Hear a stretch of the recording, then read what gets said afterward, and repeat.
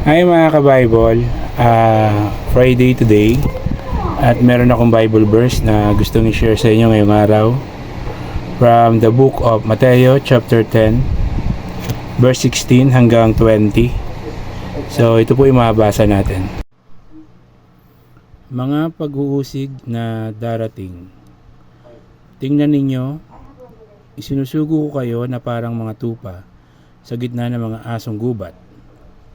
Kaya't maging matalino kayo gaya ng ahas at maamo na gaya ng kalapate. Mga alagad ko, mag-ingat kayo sapagkat kayo'y darakpin at isasakdal sa mga Sanhedrin. Hahagupitin kayo sa kanila mga sinagoga at dadalhin kayo sa mga gobernador at mga hari ng dahil sa pagsunod ninyo sa akin, upang magpatotoo sa kanila at sa mga hintil. Sa pagkakataong iyon, huwag kayong mabahala kung ano ang inyong sasabihin o kung paano kayo magpapatotoo, sapagkat ito'y kusang ipagkakaloob sa inyo. Hindi kayo ang magsasalita, kundi ang Espiritu ng inyong Ama ang magsasalita sa pamamagitan ninyo. So, yun po yung mensahe sa atin ngayong araw ng Mateo chapter 10, verse 16 hanggang 20. So, sana po is nagustuhan nyo ang ating Bible verse na binasa ngayong araw. At kung nagustuhan nyo is please follow my FB page, like and share the videos. Subscribe din kayo sa aking YouTube channel.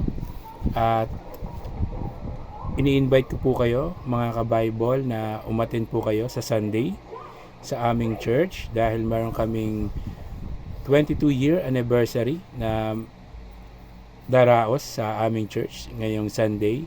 Kung interested po kayo, message nyo lang po ako sa aking FB page. So, keep safe, God bless, always remember, Jesus loves you. Bye-bye! Hi mga ka-Bible, Friday today at meron akong Bible verse na gustong i-share sa inyo ngayong araw from the book of Gawa, chapter 4 verse 12. So ito po yung mababasa natin. Sa kanya lamang matatagpuan ang kaligtasan, sapagkat walang ibang pangalan ng sinumang tao sa buong mundo na ibinigay ng Diyos sa mga tao upang tayo ay maligtas. So yun po yung mensahe sa atin ngayong araw ng Gawa, chapter 4 verse 12.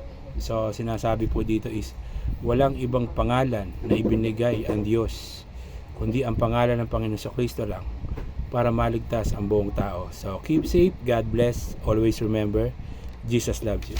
Bye bye.